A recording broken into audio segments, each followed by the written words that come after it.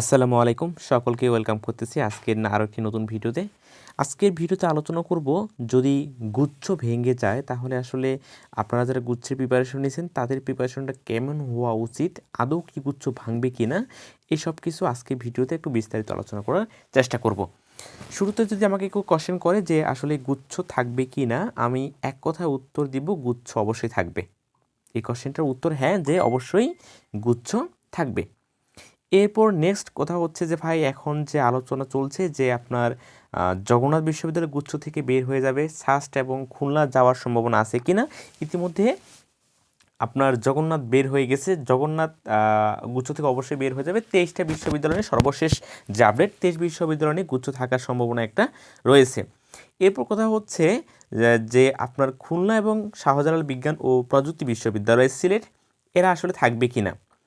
দেখেন, আপনার জগন্নাথ বিশ্ববিদ্যালয়ের যে ভর্তি বিজ্ঞপ্তি দিল, এরপরে আর কিন্তু শাহজালাল বা খুলনা তারা এমনি হয়তো বলেছে যে গুচ্ছে তারা থাকবে না, বা হচ্ছে নিজস্ব ভর্তি পরীক্ষার পদ্ধতিতে তারা ভর্তি পরীক্ষা নিতে চায়, কিন্তু তারা কিন্তু বিজ্ঞপ্তি দেয় নাই। সো এই জায়গায় ইউজিসি বা শিক্ষা মন্ত্রণালয় তাদেরকে কিন্তু একটা হস্তক্ষেপ করছে যে তারা যেন আপনার এই ভর্তি বিজ্ঞপ্তি না দেয়। মোটামুটি আপনার জাহাঙ্গীরনগর, ঢাকা, রাজশাহী, বিউপি, চট্টগ্রাম সবাই ভর্তি বিজ্ঞপ্তি এবং জগন্নাথ ভর্তি বিজ্ঞপ্তি দেওয়ার পথে, এবং তারা নির্দিষ্ট তারিখ আসলে ঘোষণা করেছে, কিন্তু বাকিরা এখনও তারিখ ঘোষণা করে নাই। এর মানে এটাই দাঁড়াচ্ছে যে আপনার গুচ্ছ থাকবে। নেক্সট কথা হচ্ছে যে এই যে গুচ্ছের সিদ্ধান্তহীনতা, স্টুডেন্টরা আসলে কি করা উচিত, স্টুডেন্টদের কী করা এই জায়গাটাতে আসলে উচিত। তো এই কোশ্চেনের অ্যান্সার আমি বলবো যে আপনার গুচ্ছের মার্ক ডিস্ট্রিবিউশনটা একটু দেখেন। গুচ্ছের বাংলায় 35, ইংরেজিতে 35, জিকেতে 30, অর্থাৎ বাংলায় একটা বড় ধরনের মার্ক তারা ক্যারি করতেছে। সমস্যাটা যে জায়গায় হলো যে বাকি বিশ্ববিদ্যালয়গুলোর সাথে আপনার গুচ্ছের বাংলা ইংরেজি একই, কিন্তু জিকেটা ভিন্ন। গুচ্ছের জিকে হচ্ছে মৌলিক জিকে, আর বাকি বিশ্ববিদ্যালয়গুলোর জিকে একটু ভিন্ন। তো এই জায়গাটাতে আসলে স্টুডেন্টরা কী করবে, এই জায়গাটাতে আমার উত্তর হচ্ছে ভাই, আপনি যদি গুচ্ছের টার্গেট করে রাখেন যে আপনার গুচ্ছ একমাত্র টার্গেট, সেক্ষেত্রে আপনাকে বলবো যে আপনি গুচ্ছের যেই বইগুলো আছে, বোর্ড বই, অর্থাৎ আপনার ইতিহাস, পরিনীতি, অর্থনীতি, ভূগোল, আইসিটি, এই 5টা বই খুব ভালো করে পড়তে।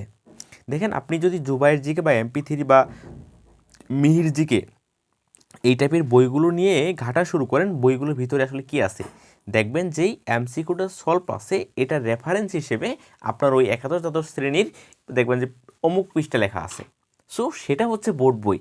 এই বোর্ড বইটা পড়লে আপনার এই দিকে যদি কোনো কারণে কখনো গুচ্ছ ভেঙে যায়, মানলাম আপনাদের কথা, যদি কোনো কারণে ভবিষ্যতে কখনো জিকে আপনার গুচ্ছ ভেঙে যায়, আপনি জিকেতে ধরা খাবেন না, কারণ আপনার এদিকে বেসিকটা খুব স্ট্রং দেওয়া করা আছে। ঘটনা হচ্ছে, আপনি এটা যদি না করেন, সাপোজ আপনি ডিসেম্বর মাসের 15 দিন বা ডিসেম্বর মাসের সময় নিচ্ছেন যে ভাই আমি ডিসেম্বর মাসের জিকেটাতে কম ফোকাস করব, কারণ গুচ্ছ থাকে কি না, এরপর যদি গুচ্ছ না থাকে আমি আসলে নিজেকে ওইভাবে প্রিপেয়ার করব। আচ্ছা, এই জায়গাটাতে আমি বলবো যে আপনি বাংলা ইংরেজিতে বেশি ফোকাস করেন, কারণ বাংলা ইংরেজিতে আসলে আপনার এমনও সম্ভব যে বাংলা ইংলিশে পরীক্ষাতেও চান্স পাওয়া সম্ভব, কারণ বাংলায় হচ্ছে 35, আপনি যদি বাংলায় 30 পান, ইংলিশে যারা স্ট্রং তারা 35-এর মধ্যে 30 পায়, 60 মার্ক যদি আপনি পেয়ে থাকেন তাহলে চান্স পেয়ে যাচ্ছেন। আপনার স্ট্রং জোন তৈরি করুন।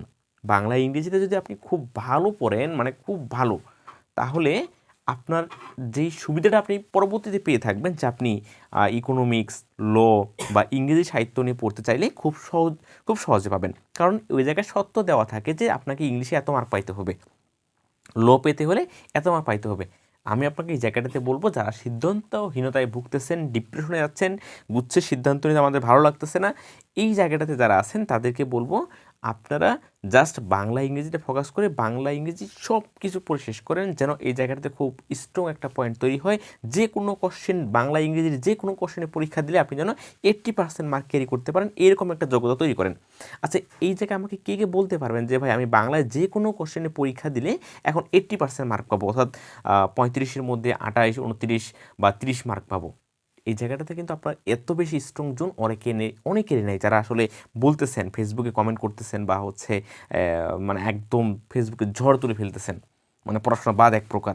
আপনাদের বলবো যে আপনারা এই কাজটা থেকে বেরোতে থেকে আপনার একটা স্ট্রং জোন তৈরি করুন। বাংলা ইংরেজিটা খুব ভালো করে শেষ করেন, খুব ভালো করে শেষ করেন। এখন যদি আপনার বাংলা ইংরেজি ডিসেম্বর মাসের মধ্যে শেষ হয়ে যায়, আপনি পরবর্তী সময় যখন গুচ্ছ থাকবে কি থাকবে না, আমি ধরলাম আপনাদের অবস্থায় আমি আছি, যখন ডিসেম্বর মাসের মধ্যে একটা আমি কনসেপ্ট ক্লিয়ার একটা ডিসিশন পাবো যে গুচ্ছ থাকতেছে কি না। যদি গুচ্ছ না থাকে তাহলে সেইভাবে প্রিপারেশন নিলাম জিকেটাতে, আর যদি গুচ্ছ থাকে তাহলে গুচ্ছটাতে ওইভাবে প্রিপারেশন নিলাম জিকেটাতে। সো আমার বাংলা ইংরেজিটা ভালো করে শেষ করিনি, বাংলা ইংরেজি চেঞ্জ হচ্ছে না, কখনোই বাংলা ইংরেজি চেঞ্জ হবে না। তো আমি বাংলা ইংরেজি স্ট্রং তৈরি করুন, এরপরে হচ্ছে জিকেটা যখন সিদ্ধান্ত আসবে তখন আমি সেটা ওই সিদ্ধান্ত অনুযায়ী নিজেকে প্রিপারেশন নেবেন। সো আপনারা এই কাজটা না করে ফেসবুকে কমেন্টে ঝড় তুলতেছেন, ভাই ফেসবুকে যারা আপনারা রিপ্লাই করতেছে তারা কোনো অথরিটি না, তারা আমার আপনার মতোই একটা যা শিক্ষার্থী, তারা মোটামুটি খোঁজখবর রাখে, তারা কোনো অথরিটি না যে লিগাল একটা চূড়ান্ত সিদ্ধান্ত আপনাকে জানাবে। সো আপনি ওইটার অপেক্ষায় কেন থাকেন? ওইটার অপেক্ষায় থাকার দরকার নাই, ফেসবুকে ঝড় তোলার দরকার নাই। আপনারা জাস্ট টেবিলে বসেন এবং বাংলা ইংরেজি খুব ভালো করে পড়াশোনা করেন, আর জিকেটা সিদ্ধান্ত অনুযায়ী পরবর্তীতে আপনি আসলে প্রস্তুতি নেবেন। আশা করি যারা সিদ্ধান্ত নিতে আসেন এই জায়গাটা থেকে একটু হলেও গাইডলাইন পেয়েছেন, আর এইভাবে মেনে চলুন, দেখা যাবে আপনি হচ্ছে যে অন্য প্রতিযোগী যখন ডিপ্রেশনে আসেন আপনি হচ্ছে যে তাদের তুলনায় এগিয়ে আছেন। আশা করব এই কোশ্চেন আর না তুলে টেবিলে বসে নিয়মিত পড়াশোনাটা করবেন, নিজের স্ট্রং জোন তৈরি করবেন। যে কোনো কোশ্চেন থাকলে কমেন্ট বক্সে করতে পারেন। ধন্যবাদ সবাইকে, সকলেই ভালো থাকবেন।